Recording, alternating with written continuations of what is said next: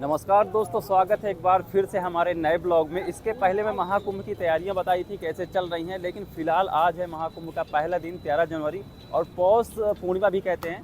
तो पहला दिन है, तो आप देख सकते हो यहाँ पर कि देश के कोने कोने से लोग यहाँ पर स्नान करने के लिए आते हैं। और सबसे इंटरेस्टिंग बात क्या है, ये 144 साल बाद महाकुंभ लग रहा है, तो इसके आने वाली हमारी पीढ़ी भी शायद न नहा पाए। तो आप ज़रूर आओ, क्योंकि आज से स्टार्ट हो रहा है महाकुंभ। और अगर मैं दिखाऊँ यहाँ पर, तो ये जो आप लोकेशन देख रहे हो मेरे रूम से 3 किलोमीटर दूर है और यहीं से ट्रैफिक बंद कर दिया गया है, बड़े वाहन बंद है, सब लोगों को पैदल ही आना पड़ रहा है।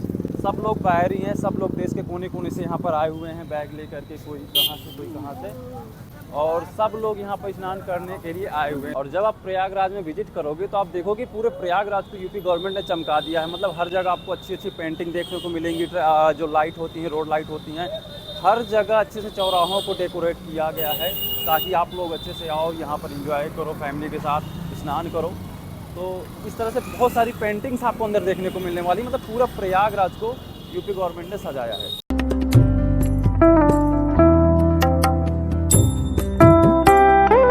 और ये है महाकुंभ की मेन चीज़, समुद्र मंथन। ये रिलेटेड है कहानी, पौराणिक कथा यहीं की प्रयागराज के कुंभ से, इसलिए महाकुंभ कहा जाता है। ये चीज़ देखिए पेंटिंग में दिखाई गई है।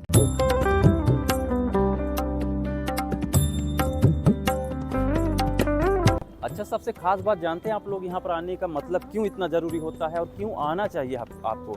इसलिए आना चाहिए क्योंकि यहाँ पर पूरे भारत के संत, जो बहुत बड़े बड़े संत हैं, आपको किसी भी कम्युनिटी के हों, कृष्ण भक्ति शाखा के हों, राम भक्ति शाखा के हों, या चाहे इस्कॉन कम्युनिटी के हों, आप देख सकते हो, मतलब पूरे भारतवर्ष के जितने भी संत होते हैं यहाँ पर आते हैं, उनका शिविर लगता है महाकुंभ में, जो 1 महीना चलेगा यहाँ पर रहेंगे। तो आपको ज़रूर आना चाहिए। आपको हर एक कम्युनिटी के लोग यहाँ पर देखने को मिल जाते हैं। कहीं ना कहीं उनका आध्यात्मिकता, उनकी आशीर्वाद भी आपको मिलता है। जब आप यहाँ पर स्नान करोगे, उनसे मिलोगे, तो एक स्पिरिचुअलिटी, एक कोई शक्ति तो रहती है। जब यहाँ पर आप आओगे तो इन चीज़ों को आप महसूस करोगे। तो मैं आपको ज़रूर कहूँ कि आप एक बार ज़रूर यहाँ पर आओ और यहाँ पर स्नान करो।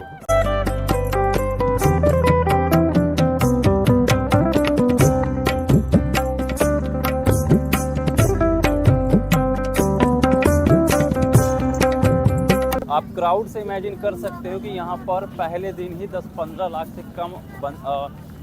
लाख से कम लोग नहीं आने वाले हैं। आप जैसे देख सकते हो कितना ज़्यादा भीड़ है यहाँ पर पहले दिन ही, महाकुंभ का जो पहला दिन है 13 जनवरी को।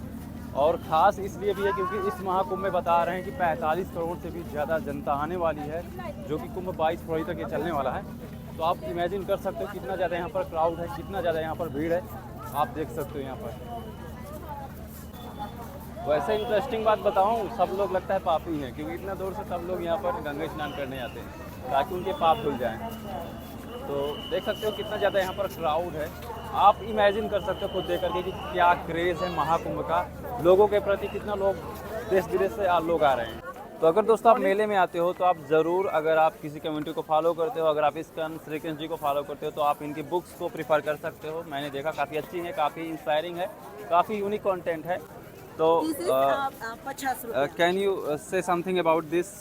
Yes, of course. Like, my name is Anurag Lassi. Yeah. I come from Peru. Now I live in Vrindavan under the guidance of my Gurudev, Sripad Bhaktivedanta Madhusudana Goswami Maharaj. Okay. And we have come here from different places to distribute all these books about Sanatan Dharma. Okay. And Sanatan Dharma is so important. Now in India, like we have this massive festival and opportunity, but some of the Sanatan Dharma is getting lost, and we are trying to distribute this knowledge everywhere. What is something unique about these books as compared to ISKCON books, right? Well, I mean, basically Sanatan Dharma is just one. But for example, this Bhagavad Gita is written by Srila Vishwanath Chakravarti Thakur. Yeah. There are different like stars, no? Right. This is like our spiritual guides, and they have like a different approach to Bhagavad Gita that can help us to understand a little bit further what is this knowledge about, because this is very subtle knowledge. It's not so easy to grasp, to understand. It means it will to make easy way to understand audience, Yes, right? of course. Okay. Yes. Nice to meet you. Okay. तो जैसा दोस्तों मैंने आपको बताया कि अगर आप कुंभ में आते हो तो आपको हर एक कम्युनिटी के लोग यहाँ पर मिल जाते हैं। तो आप इंजॉय कीजिए स्पिरिचुअलिटी का, आध्यात्मिकता का। देखो भाई, फुल व्यवस्था है आतंकवादियों के लिए, फुल यहाँ पर व्यवस्था की गई है, ठीक है। और अगर आप कुंभ के अंदर आओगे ना, इंटर करोगे, तो आपको एक मेन द्वार देखने को मिल जाता है। अगर मैं आपको दिखाऊं तो ये डिनोट करता है यहाँ के जो समुद्र मंथन जब हुआ था तो जो जो चीज़ें निकली थी वो चीज़ें यहाँ पर दिखाई जा रही हैं। जैसे कोई वृक्ष निकला था, गाय निकली थी, मतलब और एक इंद्र का हाथी भी निकला था।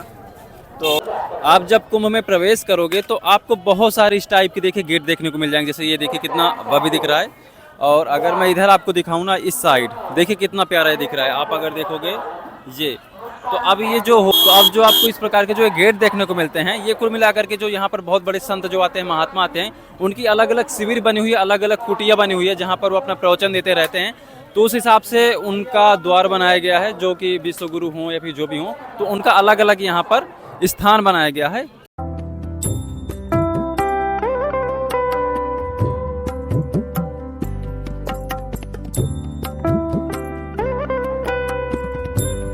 आपकी जानकारी के लिए बता दूं कि इतनी यहाँ पर जब भीड़ होती है तो एक टेम्परेरी एक सिटी बन जाता है, क्योंकि इतने बाहर से लोग आते हैं टेम्परेरी एक जगह में।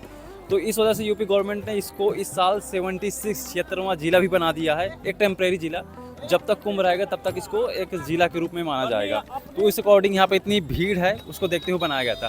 और बाकी चिल होकर के आइए आप लोग अपने फैमिली के साथ। कुछ चीज़ें ध्यान दीजिएगा कि फ़ोन का, और बहुत से लोग खो भी रहे हैं यहाँ पर, मतलब उनकी फैमिली छूट जाती है, इतनी भीड़ है। तो ये चीज़ भी आप ध्यान दीजिएगा। और ये महाकुंभ फरवरी तक चल रहा है, तो आप आराम से आइए, इजी आप फरवरी में भी आ सकते हैं। वैसे कुछ पुण्यतिथि होती हैं, जैसे आज थी मेन, उसके बाद एक 24 तारीख को ऐसे कुछ है, कुछ मेन तिथि हैं जिसमें स्नान करना जरूरी होता है। बाकी इजीली आप आइए, फरवरी तक आइए, ये ऐसे मेला लगा रहेगा, ऐसे कुंभ की जो चीज़ें चलती रहेंगी।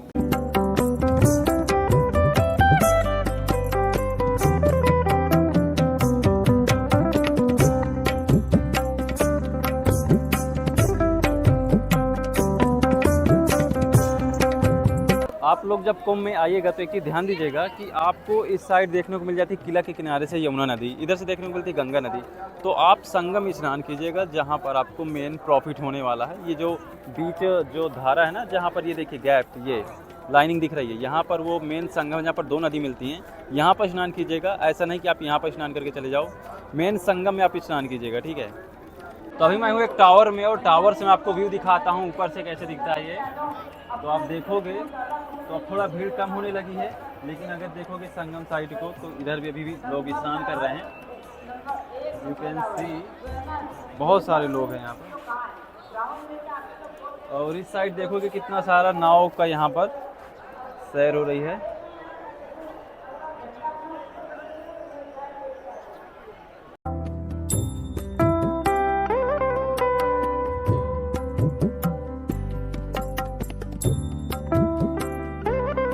तो I hope you are enjoying my blog. ये फर्स्ट एक्सप्रेशन था, महाकुंभ का पहला दिन था जो मैंने दिखाया। बाकी अगर आप ट्रैवल प्लेस को विजिट करना चाहते हो कि यहाँ पर कौन कौन से ट्रैवल प्लेस हैं या फिर क्या चीज़ें थी, तो मैं ऑलरेडी एक ब्लॉग बना चुका हूँ। वहाँ पर मैंने बताया था कि महाकुंभ में कौन कौन सी तैयारियाँ हुई थी और कौन कौन सी जगह थी जहाँ पर आप घूम सकते थे।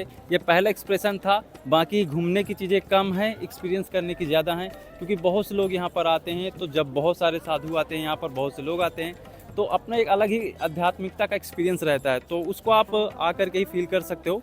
बाकी चीज़ें मैं दिखा चुका हूँ, कुछ जो मेन चीज़ें थी। एक बार जरूर आप विजिट कीजिए, यहाँ पर स्नान कीजिए, और फिर आप बताइए आपको एक्सपीरियंस कैसा रहा है। तो अभी तक अगर आप मेरे ब्लॉग को देख रहे हो तो प्लीज़ ब्लॉग को लाइक कर दीजिएगा और चैनल को सब्सक्राइब कर दीजिए। मिलते हैं अगले किसी ब्लॉग में, तब तक के लिए बाय बाय।